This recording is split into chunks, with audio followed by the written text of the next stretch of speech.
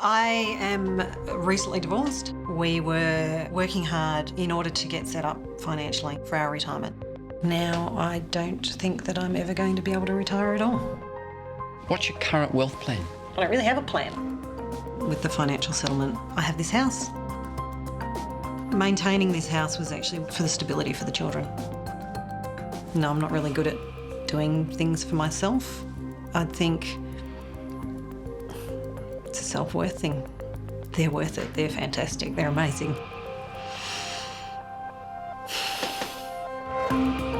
This is her time to take control and do some things for Helen. If I never get to go anywhere else in the world, Italy is the one place that I want to go. Helen, buongiorno. Welcome to a tiny part of Italy in Australia. There's actually things happening that I would never expected to happen. If she was able to do a number of things, this might just work. I really want her to be okay with herself. I want her to be able to look at herself in the mirror and say, I am worth it. Is there something you think, no, we've headed in the wrong direction there, or I'd like to shift that? Yes. When you look at all these hopes and dreams, how do you think Lauren could actually achieve all of this if you actually weren't in the picture? We'll be helping everyday Australians. I am recently divorced. I've always wanted to have my own business. After the wedding, move out of a 2-bedroom unit and into an actual home. With expert advice. I want to show people they can live the life they want to live. Make the most of their life-defining moments. He's actually made it possible.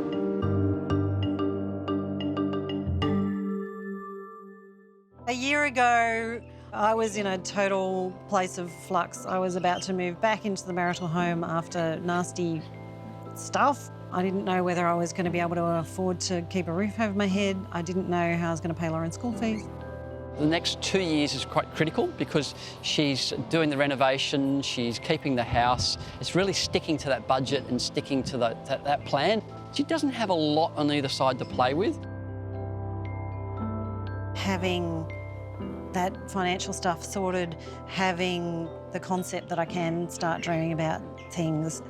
Look, I don't know that I'm on the other side. I think it's you know, we're getting there. The one thing that I wish for Helen is I really want her to be okay with herself. I want her to be able to look at herself in the mirror and say, everything that I do for myself, it is worth it and I'm worth it. Yeah, I think it's been a lot of hard work over a lot of years to actually work on that self-doubt and self-worth. I think I'm doing a lot better on that front than what I was. I think there's still work to do. But I guess, you know, maybe the inside's catching up with the outside.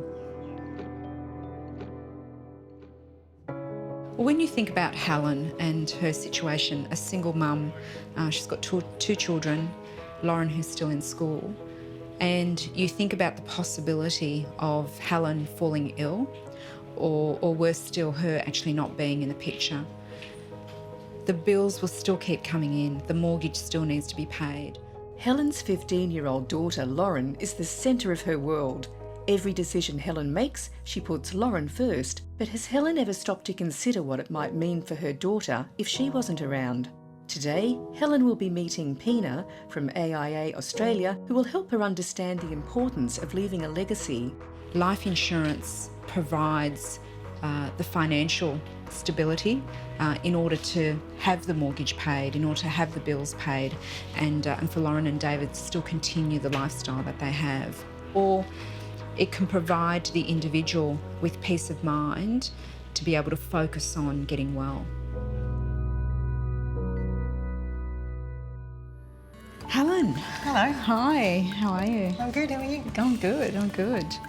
So Helen, as you can see, we have a pile of magazines and we've got a blank whiteboard here. Okay. Your challenge today is to create a vision board. But there's a twist to this one because the vision board, the vision board is about Lauren.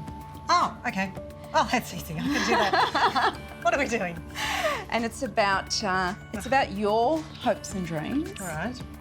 For Lauren. So what we're going to get you to do is to go through these magazines and to cut out images that depict those hopes and dreams for her. So the wedding book can just go straight out the window now. I want Lauren to be able to achieve whatever it is that she wants.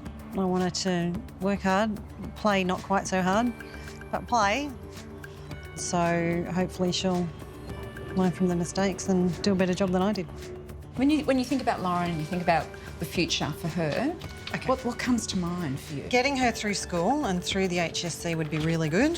So the smarter the better, I guess I can take that one All right, off. well, let's cut that one out. Just put one out. Well, they're driven by goals. She is driven. When she decides to put her mind to something, she is absolutely bloody minded about it. What does she want to do? Has she told you what she... She wants to be an actor. Does she? Yeah. Healthy, I suppose Healthy? I should throw that in. Healthy, her health, Get some treats along the way. treats along the way. Not necessarily food, treats in general. Travelling. Will she be coming with you to Italy? Maybe. Maybe. House, there we go. The house. Let's cut that one out. So this is representing her independence, yeah? The house for me has been about stability for her.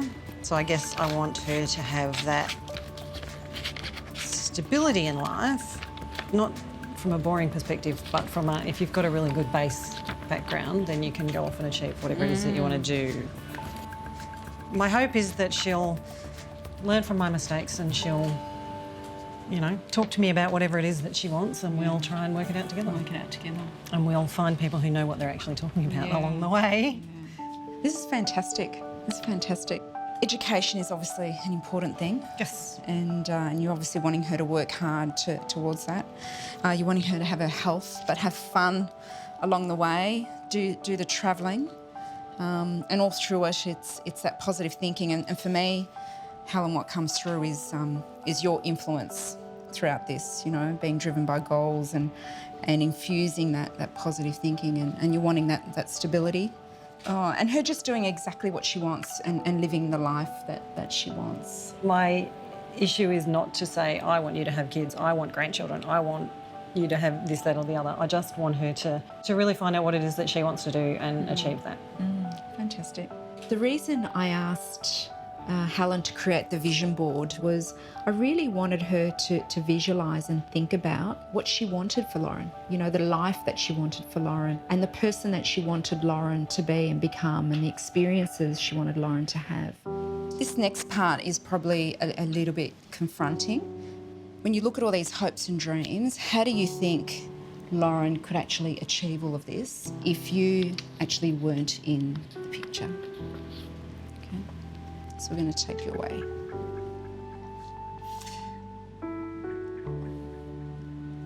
I guess part of the financial stuff that I've been doing as far as the property settlement and having the house was about giving her that stability, and I have actually taken advice and gone and got my will done finally after all these years.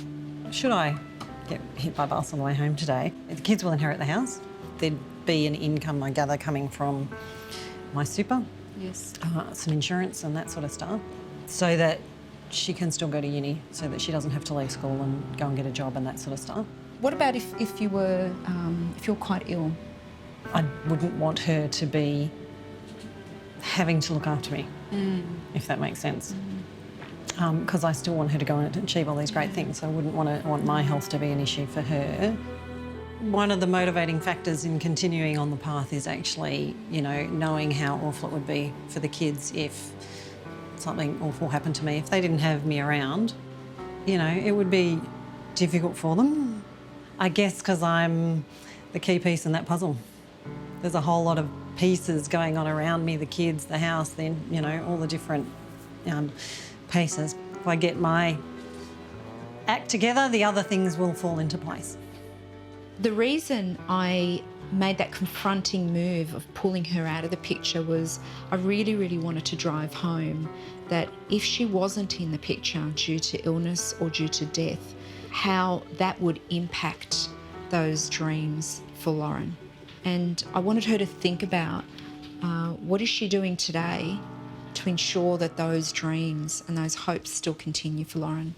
Being on your own, I think it's fantastic that you've thought that through. I don't know that I've got it covered, but heading in the right direction. Yeah. That's been the beauty of this stuff. It's actually it's forcing me to look at it the last 5 years for you has been somewhat traumatic. How's that felt for you and felt for you in terms of trying to create this life for your children, but particularly for you? Like, To make the decision to leave was just awful and excruciating, and it was a long time coming, and it was, you don't want to do that to your kids, but it got to the point where I couldn't survive staying. As a mum, you would know you can do anything for your kids. You can do anything for as long as you need to be, but for your kids. But I think when it came to the point of going, actually, it's my kids who are learning that this is what life is about, and if they're going to follow the patterns and do the same thing that I've done, then they're going to be in the same position that I'm in. We spent 5 years going through a nasty financial settlement, and the reason I didn't just walk out and not take a cent was ultimately because I needed to look after the kids. Maintaining the house was really important to me. Whether he ended up in it or I ended up in it, it didn't matter. What that was all about for me was the stable base for the kids, getting the kids through high school, knowing that they had a safe place to be.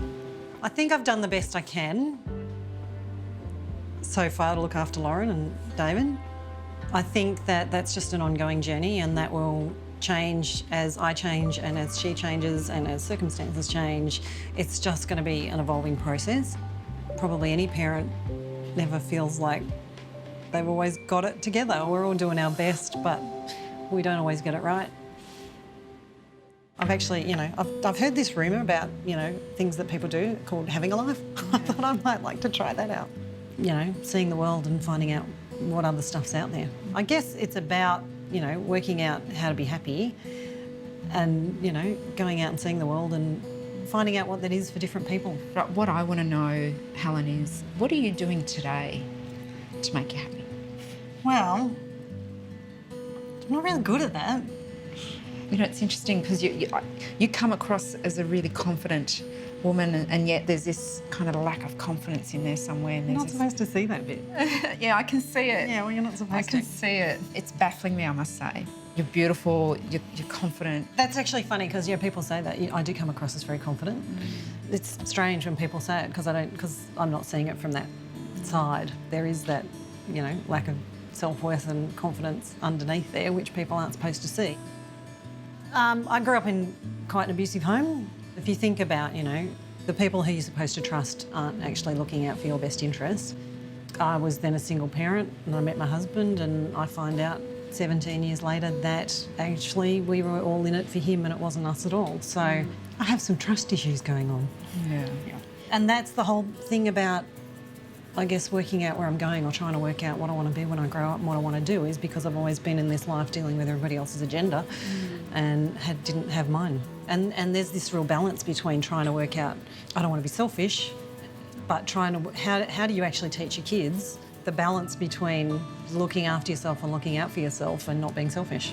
What are the lessons then that you want Lauren and David to take away from your experiences? They're both really intelligent, capable people, very capable people. To some degree, I just want them to find their own path. I know I'm probing. I'm curious as to what is it that you're doing for you today to support these hopes and dreams that you want for your children, and not only the hopes and dreams, but this vision of what you see your children being and becoming. Sorting myself out, getting this mess cleared up and getting myself sorted out and getting myself on an even keel to keep moving is actually what I'm doing for myself at the moment. It was important for me to keep asking her about herself and ensuring that she was taking care of herself, even though we were talking about Lauren and we were talking about Lauren's hopes and dreams, because unless she's okay within herself and until she's okay within herself, I think she's going to struggle to fully support Lauren. Deep down, what I got from Helen was she wants to show Lauren, what it takes to be independent and strong and to have self-worth and self-value. And you've done a fantastic job, really, of putting together your hopes and your dreams for Lauren through this. Where we got to was, your hopes and dreams for you, and where you want to get to within yourself. And my sense is that in you getting to where you want to get to for yourself, you're going to absolutely support Lauren and David in their hopes and dreams as well. I really, really wish you all the very best. So, having the fun things and doing the things along the way, and actually it's not a destination I'm trying to get to a particular point, it's actually the journey. That's really highlighted today with linking in with, you know, what do I want to achieve for Lauren, and achieving things for me helps her achieve that. I really want her to be okay with herself, you know. I want her to be able to look at herself in the mirror and say, I am worth it, you know. I'm worth everything that I do for myself. It is worth it, and I'm worth it.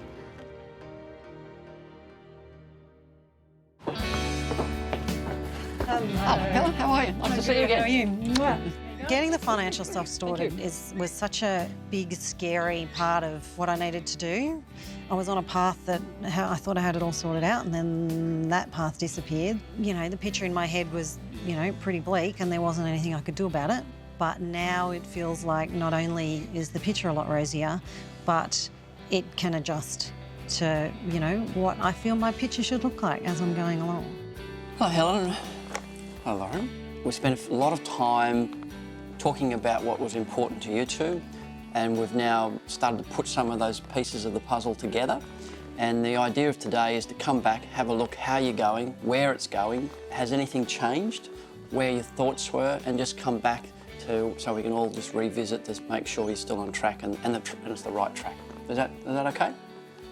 What's been happening since that last meeting, which is probably about 2 months, I'm guessing?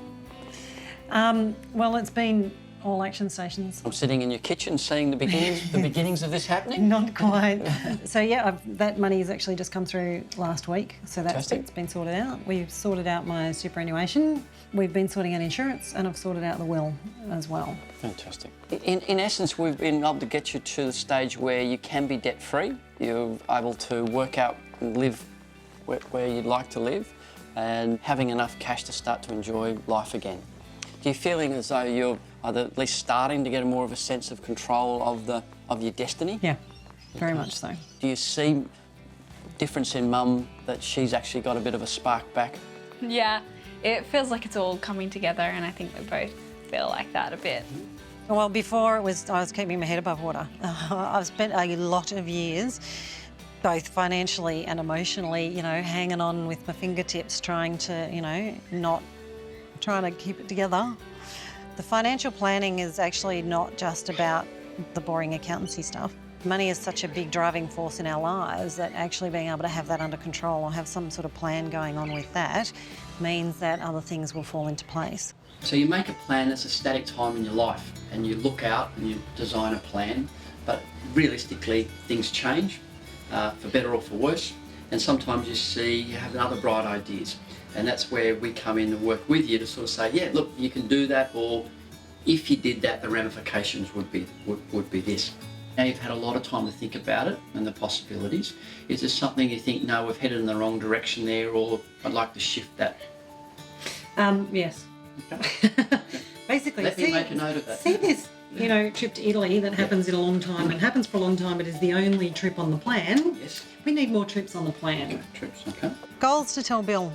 More travelling, extra travelling than he budgeted in for. I'm sure he can work that out. You planted a little seed about my study because we were talking about, you know, don't do it if you're not loving it. So I'm actually made the decision last week that I'm going to stop that. So I thought, okay, next semester's tuition can go on a trip to Vietnam instead of. Well, I guess it's that balance between having fun and enjoying yourself, and having the funds to be able to do that. Yeah, well, look, that's the thing. The whole point of this is it's actually given me the opportunity to start thinking about things that I just couldn't think about before. It's actually good to start thinking about doing some of these things for myself. So many people have been sitting around telling me that I need to actually start doing some of these things for myself. They can't all be wrong, so I guess I should try it out. Hey. The story's only just begun. What Helen's saying today and the way she's talking is sensible. The idea of doing some more trips now. She came back with a solution straight away. Oh, but then I'm going to stop my study. Actually having Bill in the background, tweaking things and doing things that I don't really understand, but I can check in with him. I can ring him and say, look, you know, this is what I'm thinking about, and he'll change the plan. I'm not stuck in one place. I can actually, you know, adjust the plan as I go, and I've got someone who knows what they're talking about. Okay, well, now I'd like to ask you if you'd work in a little activity with me. What we're all going to do is write a letter. We're going to talk about the past, the present and the future.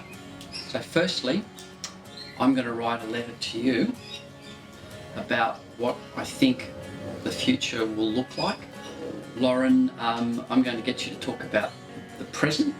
And lastly, Helen, I'm going to get you to wind backwards and go back to when you first met me and what was running through your head then, looking from that point to now. Okay, so in other words, I'm writing about the future, you're going to write about the past, and you're going to write about right now. Is that okay? Okay. All right.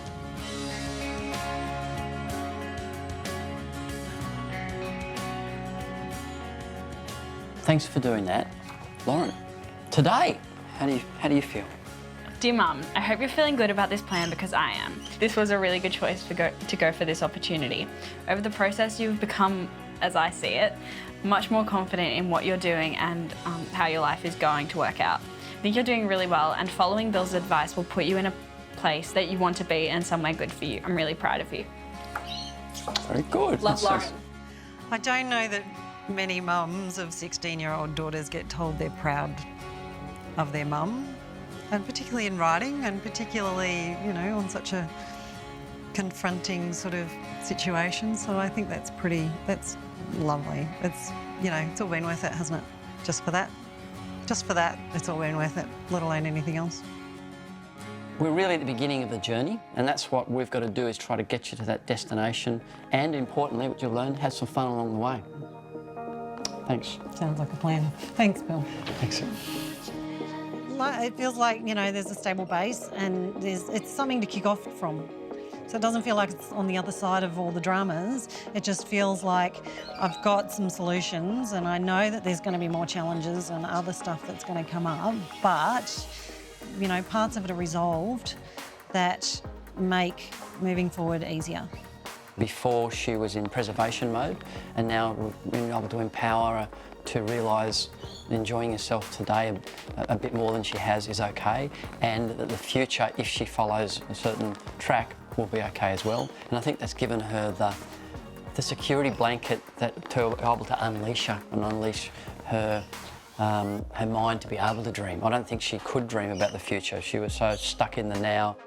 It was really good to see Mum enjoying herself and doing things for herself, and I think it'll be good to see even more of it when she gets used to the idea of that we can do more stuff for ourselves if we keep going along the track that Bill has paved for us. A year ago, if someone had said to me, 2 years from now, you can be debt-free, off on a trip overseas, you know, part-time work, and then retirement, I wouldn't have believed them at all. I might have smiled sweetly and gone, that's nice. The fact that it's actually on the agenda, it's happening, that's quite extraordinary. Quite a change from a year ago. For more great content and expert advice to help make the most of your big life moments, go to yourbestinterests.com.au.